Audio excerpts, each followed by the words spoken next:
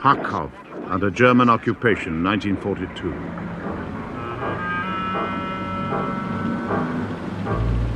Hitler had written in Mein Kampf, "The colossal empire in the East is ripe for dissolution, and the end of Jewish domination in Russia will also be the end of Russia as a state." The Soviet system was to be demolished. But there was more. It was in Russia that Hitler would find Lebensraum, new territory for German colonization.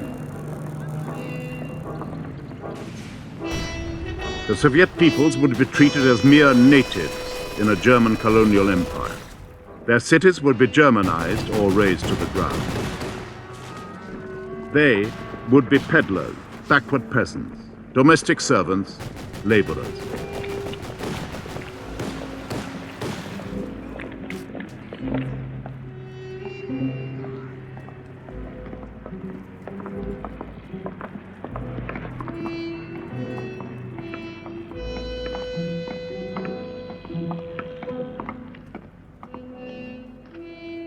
Communists and intellectuals were exterminated.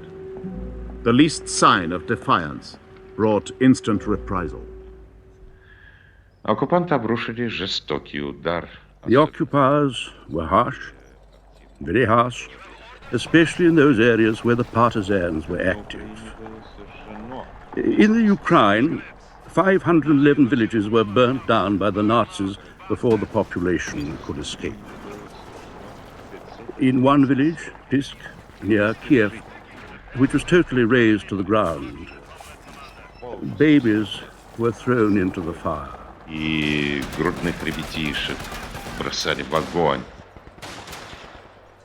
Before the war, the regions now occupied by the Germans had produced nearly 3/4 of the country's coal and iron, a third of its beef and grain, almost all its sugar. By autumn 1941, the Germans controlled what had been the industrial and agricultural heart of the Soviet Union. The enemy has taken our supply sector.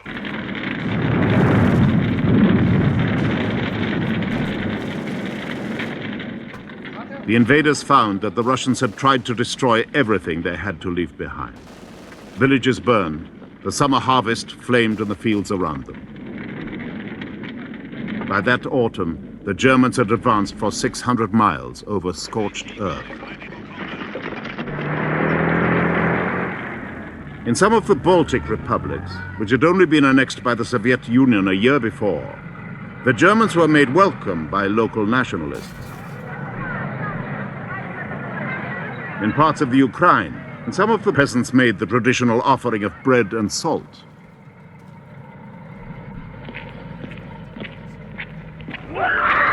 The bodies of nationalists shot by the Soviet security at the last moment were brought out and carried through the streets.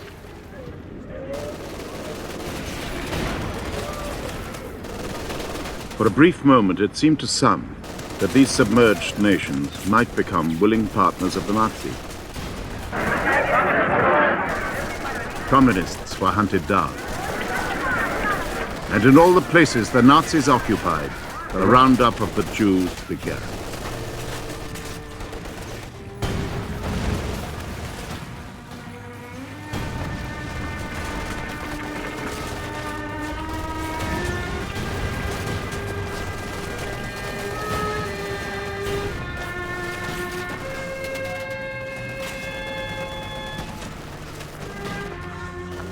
In the path of the German, Russia seemed to be crumbling away. Stalin had the defeated commander of the Western Front and his staff arrested and shot.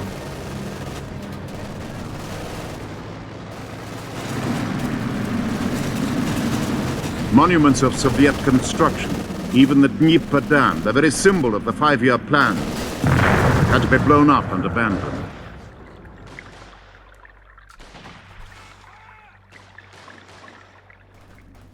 Locomotives were wrecked, though they were needed as never before. But there now began a planned evacuation, which in the end was to save Russia and change the course of the war. Forces are securing our territory.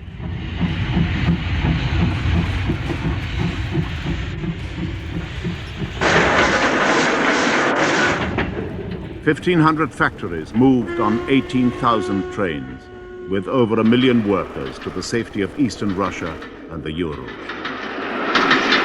One witness said, it was as if the earth tilted up and everything human or mechanical rolled from west to east.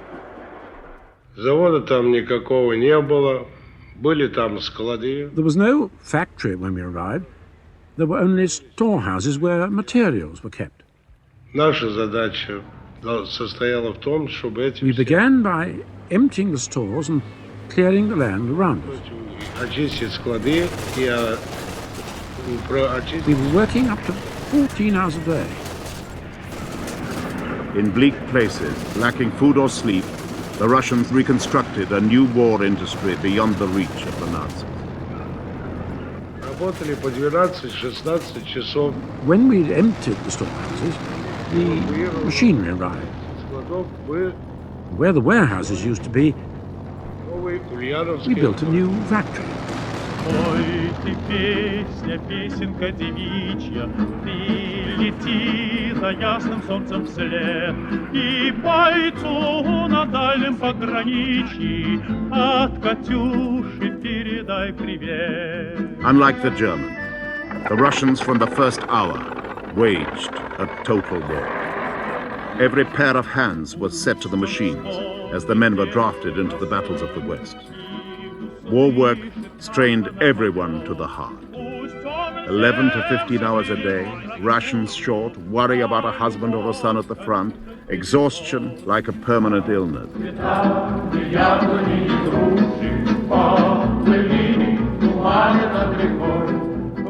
But for the cameras, they wore a cheerful, determined face.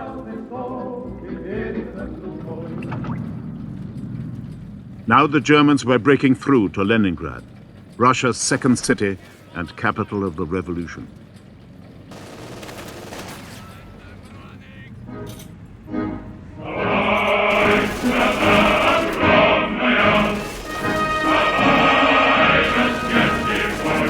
The workers were given rifles. Harking back to the days of revolution, Leningrad's leaders encouraged the whole city to stand and fight. Untrained, they marched out to face the panzers within sight of their own factory chimney. The chance to get non-combatants out of Leningrad was missed. Anyway, most families preferred to stay. My husband, he got 2 places on a plane, and he asked me certainly to take the child and go with him, but I refused because I couldn't left my mother and his mother, my mother-in-law, here in the besieged city. So I told him to take the old lady with him, and I remained in Leningrad with my mother and child. In September, the German ring closed. Over 2.5 million people were trapped in the city, 400,000 of them children. Leningrad's only link with Russia was across Lake Ladoga. The greatest of all sieges was beginning. Now Stalin intervened. Marshal Voroshilov, in command of Leningrad, was sacked. In his place was sent Marshal Georgy Zhukov, who was to become one of the great commanders of the war. His deputy was the hard and resourceful Andrei Zhdanov, Leningrad's Communist Party chief. Leningrad soon felt the new team's determination. Outside the city, Zhukov threatened that anyone who retreated further would be shot. Inside, the security forces hunted down spies and defeaters. Zhdanov's men ended the wastage of food, mobilizing everybody for the city's defense.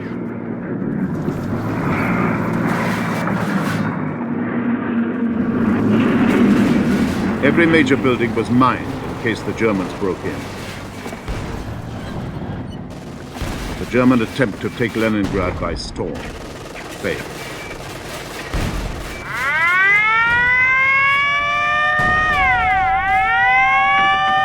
Berlin ordered, the Führer has decided to raise the city of Petersburg from the face of the earth.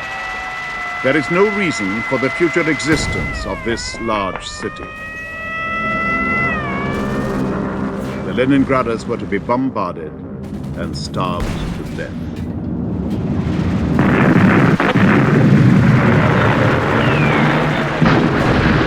Day after day, the bombers came over.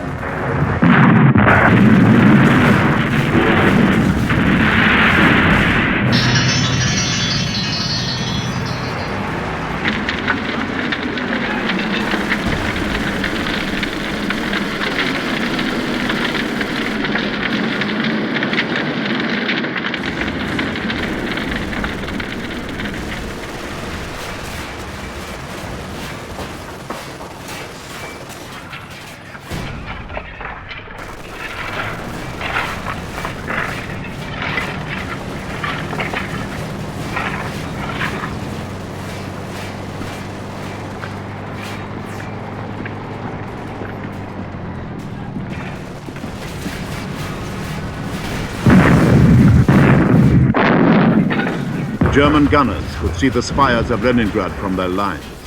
Their shells could strike every district, every street.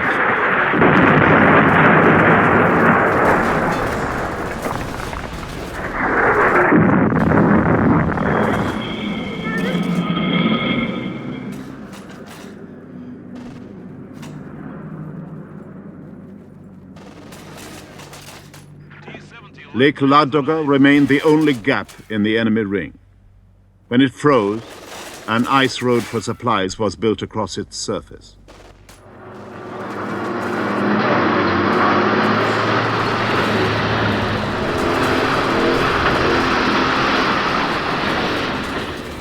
Trucks fell through the ice, or were destroyed by arrows.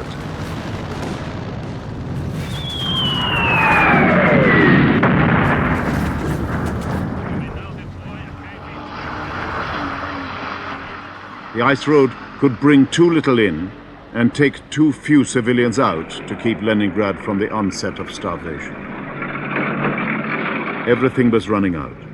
The trams and buses stopped. In the darkness and intense cold of the North Russian winter, there was no longer heating or electric light. Workers, half conscious with hunger, kept the arms factories turning, even when shells had torn off the roof.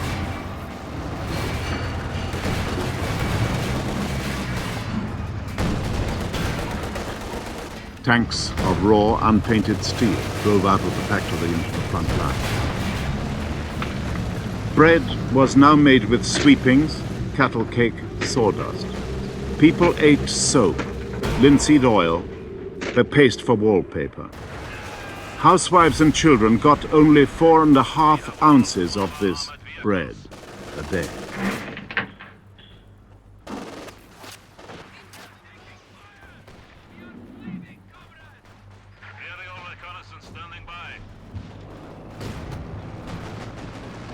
Frozen and silent, Leningrad refused to die. The libraries stayed open. People took inspiration from the new literature of the blockade. Poetry was for us a great force that kept us alive. For what they say of Leningrad is true. The tears have frozen in the people's eyes. We cry no longer, for no tears could quench our burning hate. And hate is our only cause. The guarantee of life, the cure for grief, the one uniting, warming, guiding force. And the end of November, December, and January were the most tragical times. Firstly, it was cold, -40. Then the famine and the hunger began to be felt. And people began to starve and to die from cold. The siege went on. There were few ways to hit back at the Germans. One was with naval guns from the warships trapped in the port. On land, small raiding parties penetrated behind the German trenches.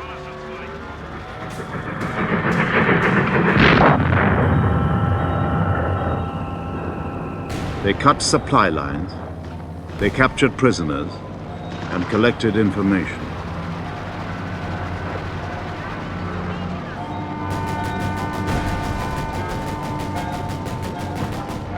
They descended on collaborators and tried them on the spot.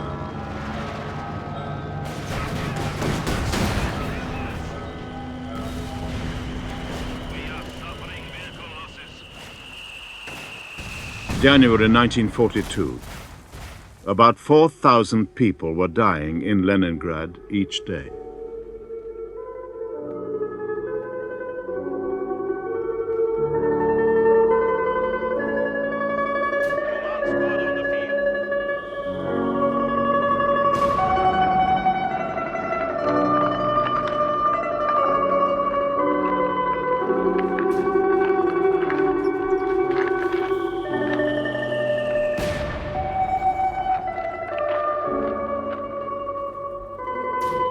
When I went to the shops to receive my ration for my family, if I passed on the way there 2 bodies, so on the way back there were 4.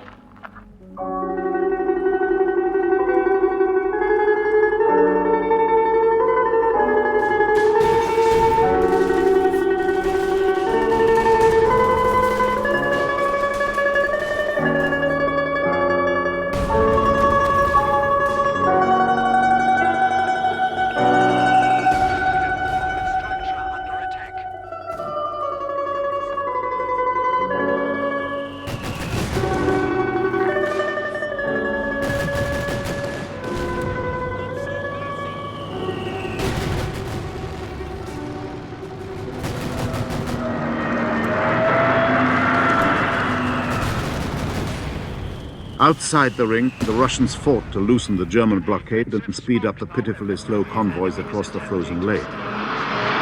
But there was no major offensive to break the siege ring, and no airlift.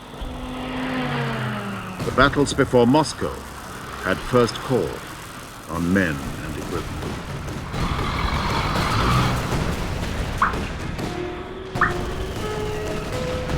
Spring brought new fear.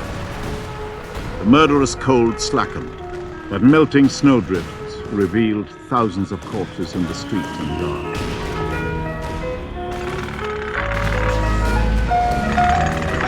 A campaign was launched to clean up the city.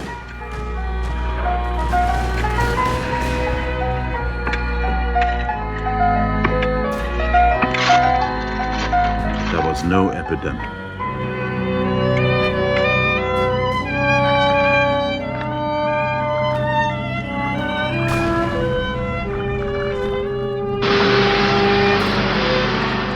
Now the ice road was melting. Although there would be a difficult time before the lake was clear for ships, the mood in Leningrad was turning confident. When the sun began to shine, then we began to clean and to wash, because now we had water in our homes. We began to feel normal again. The city council dared to send a few trams back on the streets. Greeted the tram as a long-forgotten friend coming back to us. I remember I clapped my hand when I saw the tram running along Lithuania.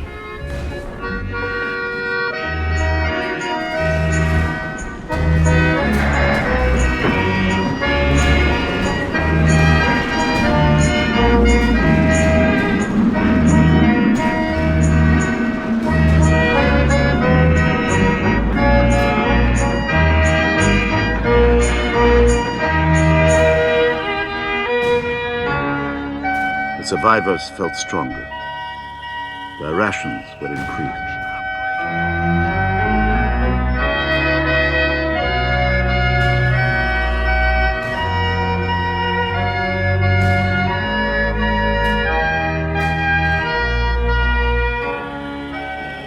Squads of young volunteers went from house to house, bringing help to families who in the winter had almost lost contact with the city outside.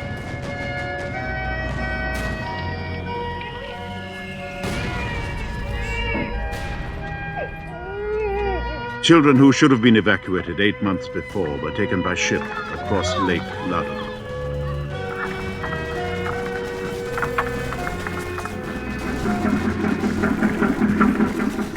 The ships brought back fresh troops and munitions to relieve the gaunt men in the trenches. Leningrad began to look more like a military base. The worst of the siege was over.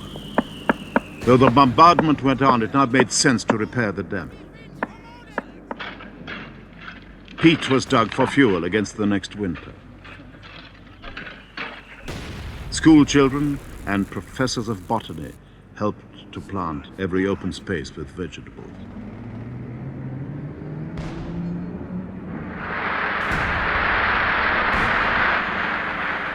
There were no worries about food for the Germans occupying the prairies of the Ukraine. For 50 years, German expansionists had looked to this region to free Germany from dependence on imports by sea. General Manstein said, a large part of the population will have to go hungry. Nothing, out of a misguided sense of humanity, may be given to the population unless they are in the service of the German Wehrmacht.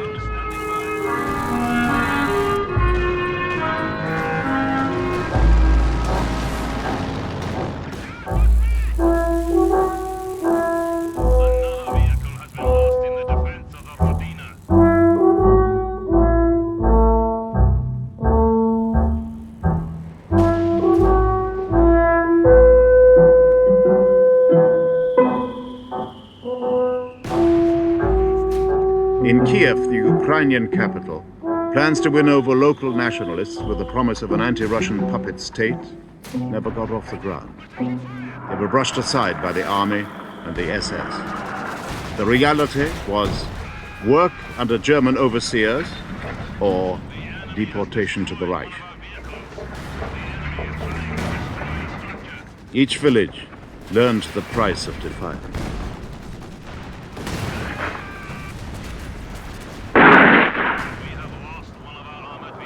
In Moscow in early 1942, there was confidence.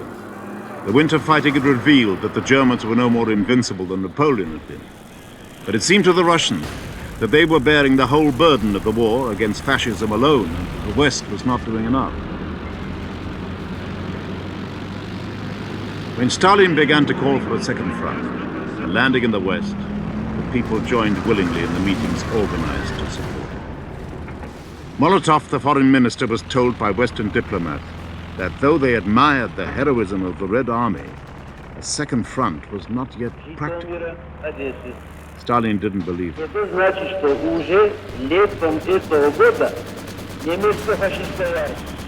Stalin was in direct command of an army becoming harder and more formidable every day. But the Russians did not pretend to be immune to grief. Tens of thousands knew this poem by heart. Wait for me, and I'll return. Only wait very hard. Wait when you are filled with sorrow as you watch the yellow rain. Wait when the winds sweep the snowdrift. Wait in the sweltering heat.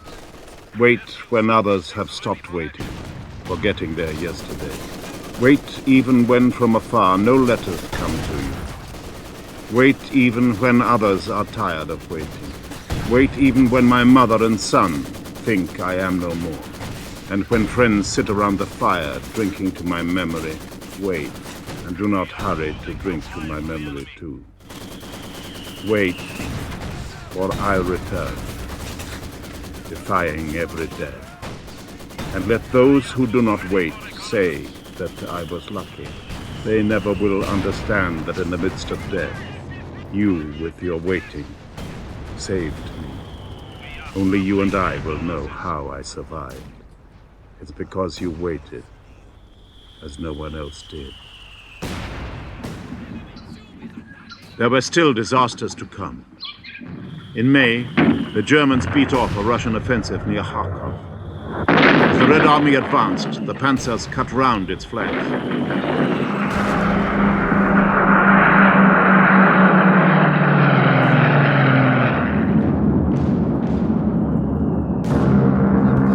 The Soviet commanders begged to be allowed to pull back before it was too late. But Stalin, pushing advice aside, forbade them to retreat. The German pincers closed. Most of the men of 3 Russian armies were forced to lay down their arms.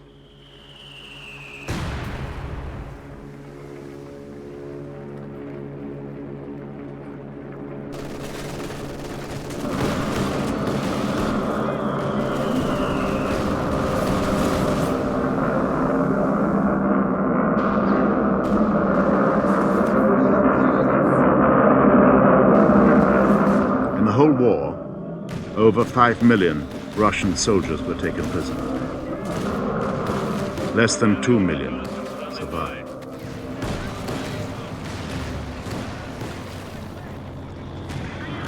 For the British especially, the Russians were now our gallant Soviet ally. But at first, help could only come through the Arctic convoy, heading for Murmansk and Archangel, through the killing ground of the German U-boats, bombers, and warships.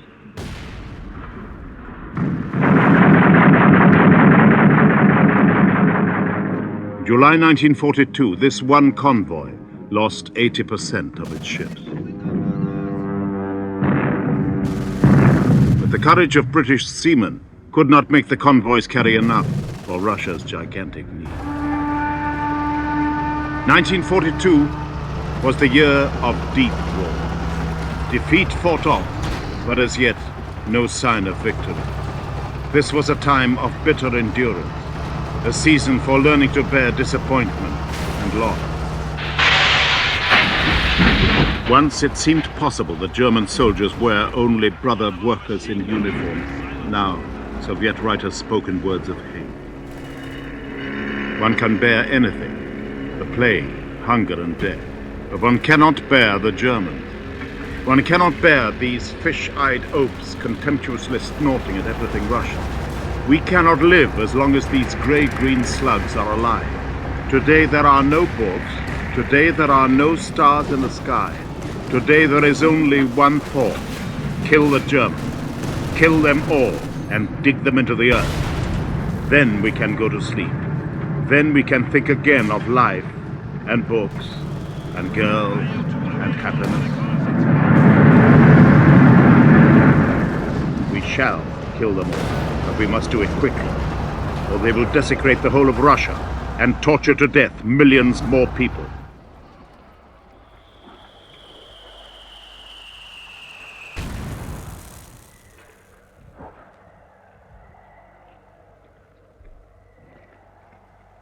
As the Soviet soldiers advanced, they found what Germans had been doing to civilians.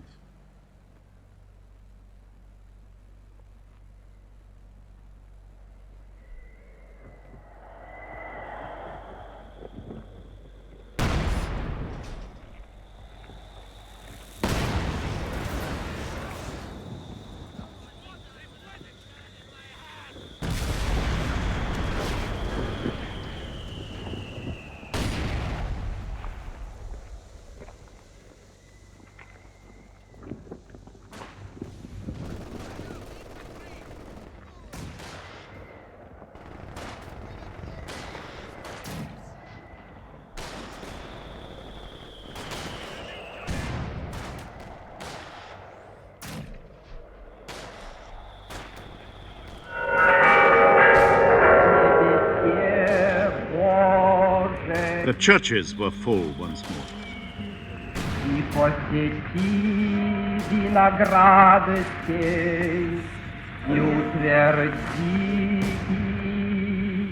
The priesthood was invited to pray for the life of Holy Russia, to work on the patriotism of the worshippers. The icons were honored again. The public campaign for atheism was dropped.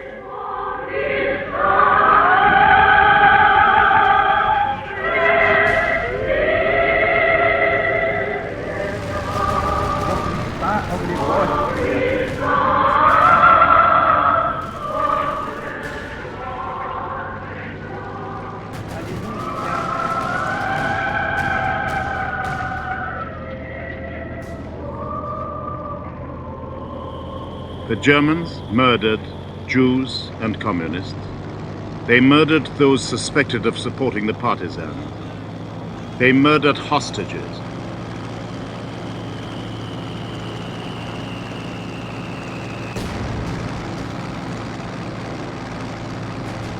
After battle in retreat, they just murdered.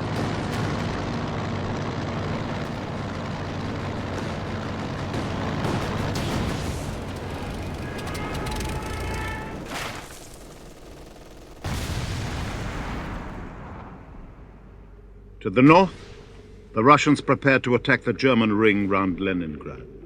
As they waited, runners brought the news of the surrender of the German armies at Stalingrad. For army and people, this was the sudden glow of victory at the tunnel's end. Now they knew they would win.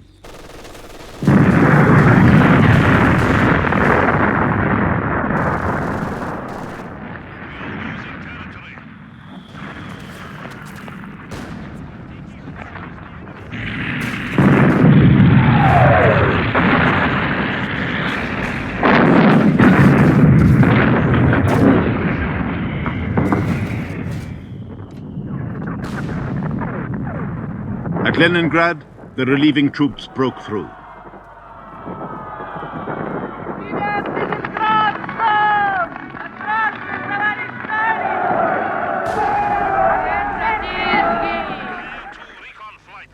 They forced open a land route. The 16-month blockade was over. But they did not break the siege. The Germans and Finns still lay around the city.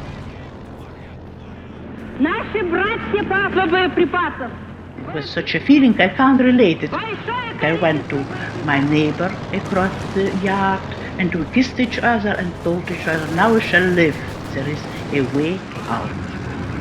In a fortnight, a railway was laid through the gap. Food and fuel began to roll into Leningrad.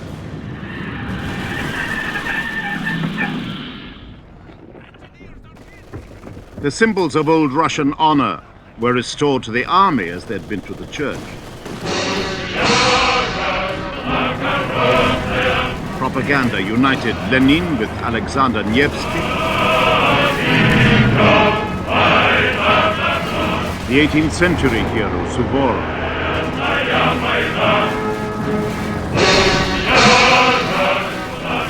Heroes of the Red Cavalry, mighty ghosts cheering forward the avengers of the Soviet motherland.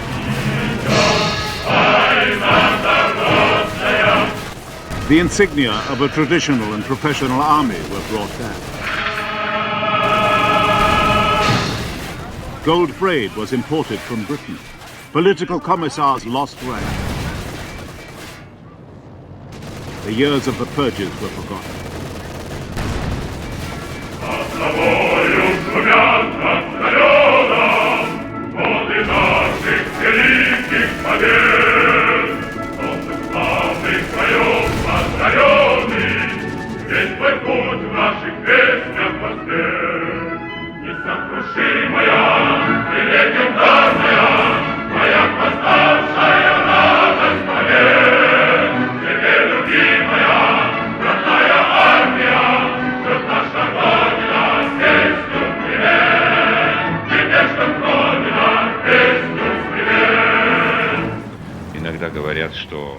Every Soviet citizen felt himself a part of the common struggle.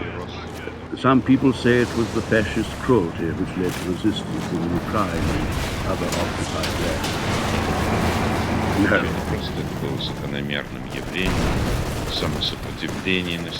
I believe resistance was inevitable. Частичкой того общего с армией. Soviet people in the rear could not hold themselves back from the struggle.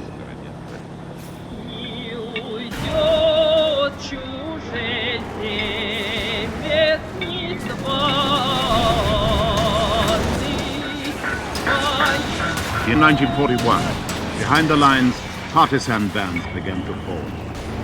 First they lacked arms. They grew slowly.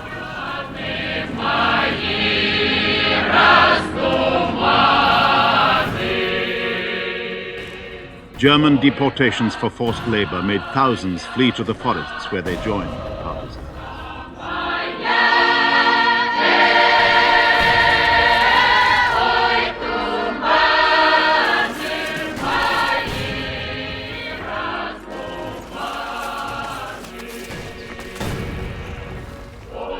Soon the partisans became a formidable army operating against the enemy lines of communication.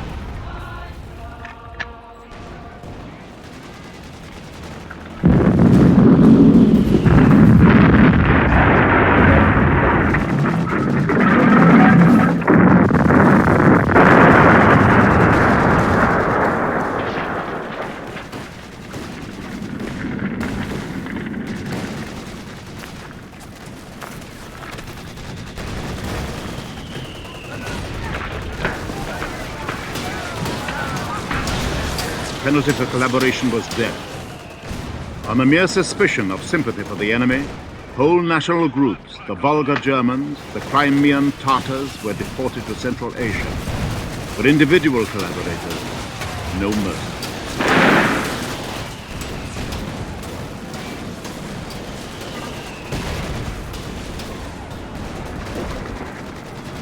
As German prisoners were paraded through Leningrad, people struck out at an enemy they could reach.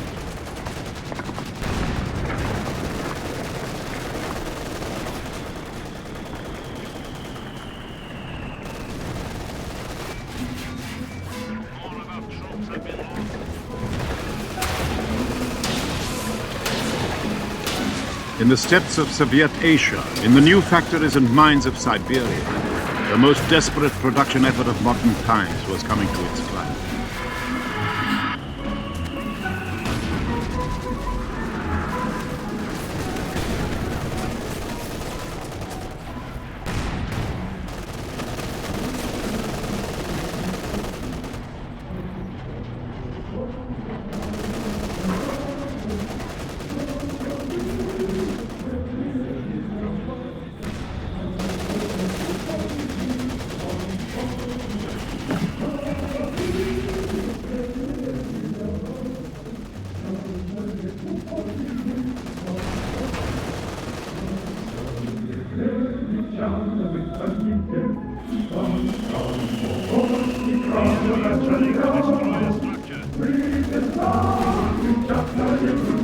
Russia had been caught with obsolete aircraft, unfit for close battle support. Now the plants turned out 9,000 modern aircraft every month. In 1943, military output finally outstripped Germans.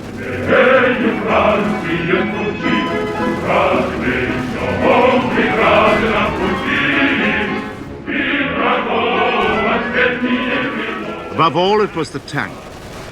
In 1943, the factories built 24,000 of them. More than any other weapon, it was the tank, especially the famous T-34, which won the battle on the Eastern Front.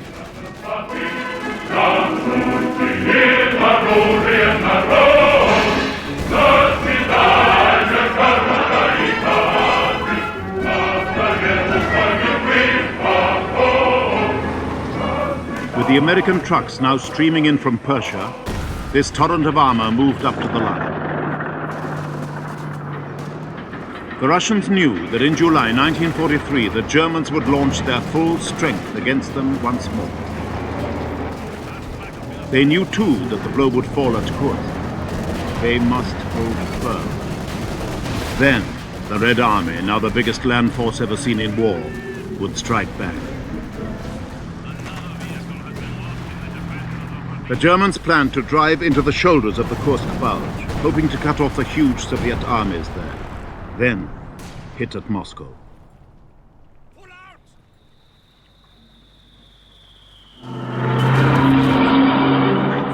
They brought up 70 divisions, almost 1 million men, with the new Tiger tanks and Ferdinand guns. Hitler had intended to strike in May, but there were delays in production and building up reserves.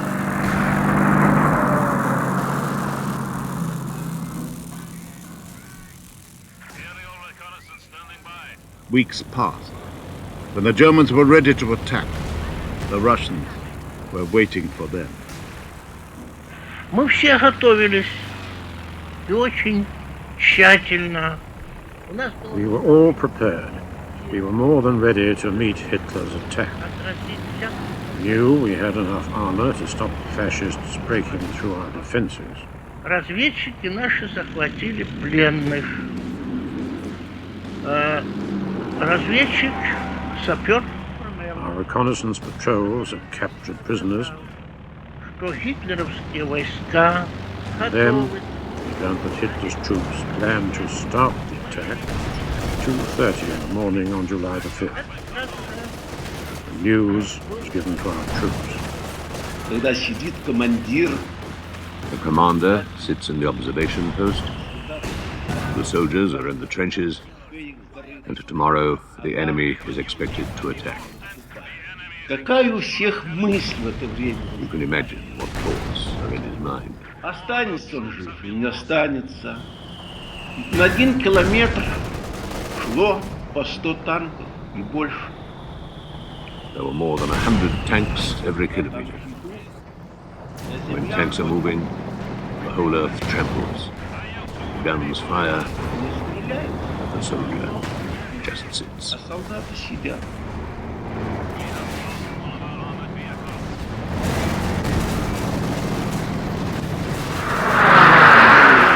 Soviet aircraft took off at dawn to wreck the German bombers waiting on their airfield.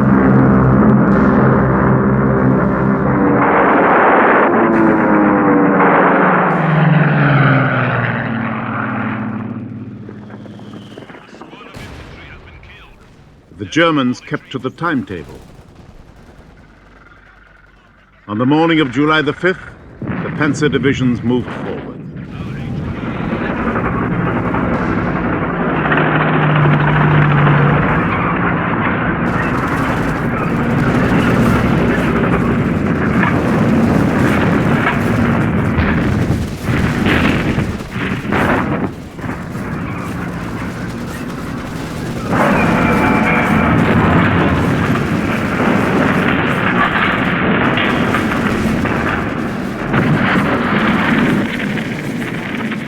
Kursk was the biggest tank battle in history. In the north, the German pincer made 10 miles in 5 days and halted, with 50,000 dead and 400 tanks destroyed. In the south, in an even vaster battle, a 20-mile dent was made in the Russian defenses, but the Germans were spent. On July the 15th, Hitler called off the Kursk offensive.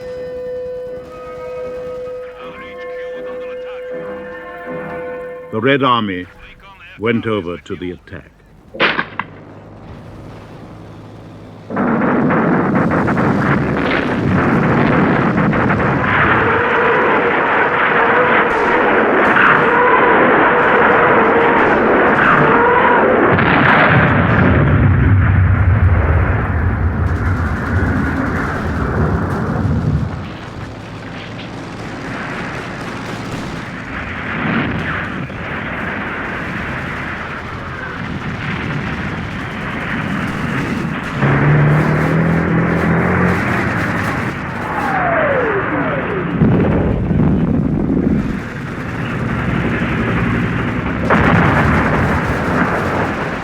Under bombardment, the sappers went ahead to cut a path into the German defenses.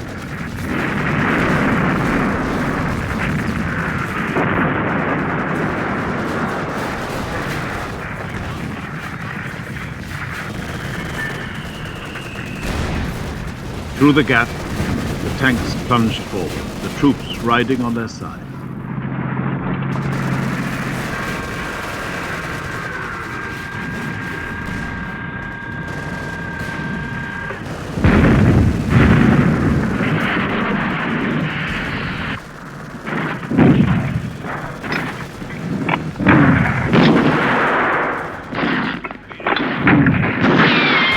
These were the new Russian soldiers, very different from the defeated masses of 1941.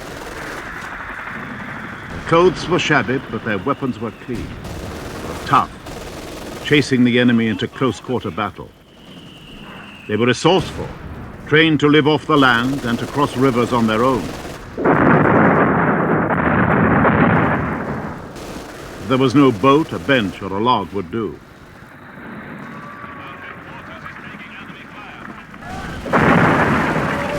They went without regular leave or pay, but now their morale was fierce and high. In military terms, it was Kursk which decided how the European war would end. When this supreme German effort failed, the Soviet victory began. At first, the fighting to break through the German positions was hard and slow, but after 9 days, the Red Army had recaptured all the ground lost in this last German offensive.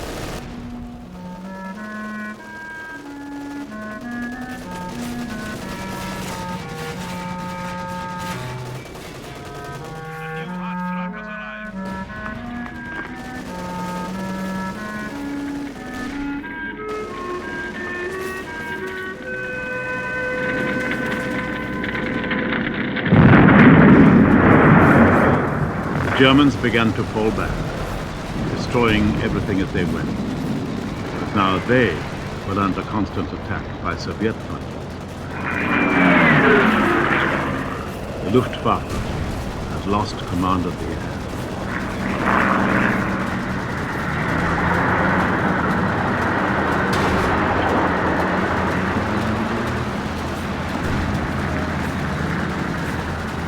Suddenly the towns of occupied Russia were full of armor moving west. After 2 years, the conquerors were pulling out.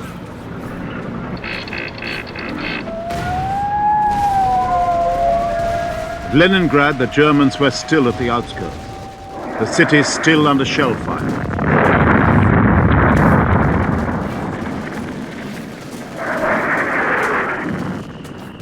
The siege was not to be finally broken until January of the following year.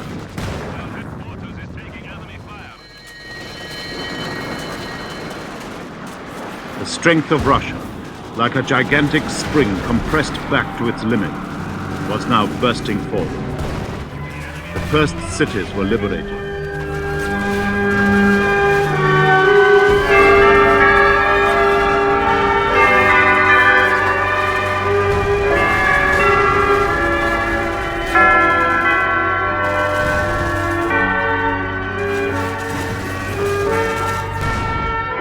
On August the 5th, 1943, Oryel and Belgorod were free. In each town, those who had died in battle were dead. Do not call me, Father. Do not seek me. Do not call me. Do not wish me bad. We're on a route uncharted. Fire and blood erase our track. On we fly, on wings of thunder, never more to sheath our sword. All of us in battle fallen, not to be brought back by words. Will there be a rendezvous? I know not. I only know we still must fight. We are sand grains in infinity, never to meet, never more see light. Farewell then, my son. Farewell then, my conscience. My youth and my solace, my one and my only. And let this farewell be the end of a storm, solitude vast, than which none is more lonely, in which you remain barred forever and ever from light and from air, with your death pangs untold and unsoothed, not to be resurrected forever and ever, an 18-year-old. Farewell then. No trains ever come from those regions, unscheduled or scheduled. No aeroplanes fly there. Farewell then, my son, for no miracles happen as in this world dreams do not come true. Farewell. I will dream of you still as a baby, treading the earth with little strong toes. The earth where already so many lie buried. This song to my son, then, is come to its close.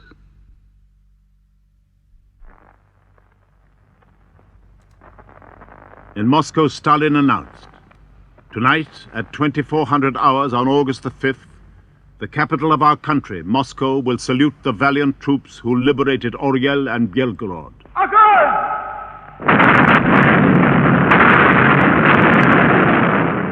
Eternal glory to the heroes who fell in the struggle for the freedom of our country. Death to the German invaders.